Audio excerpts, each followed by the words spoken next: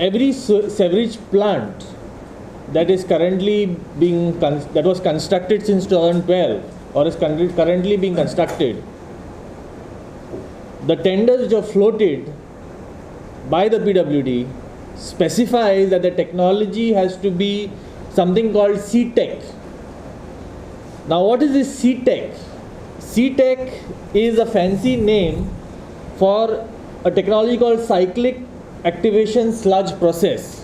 What I would want to bring to your notice that there is around 11 popular technologies that are used all across the world. But PWD only insists on C-Tech.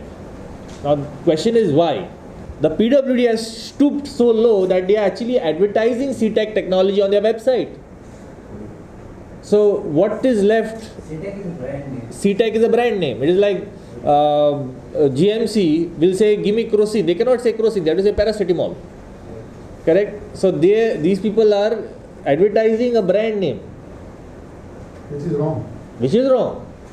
There are so many other technologies which they have to choose the technology based on how much area they have, power supply that they can provide, the terrain, everything. Based on that they have to choose one of the 11 technologies. But unfortunately they always go consistently for C-Tech throughout Goa. It's become tender and everything. No, tender is there.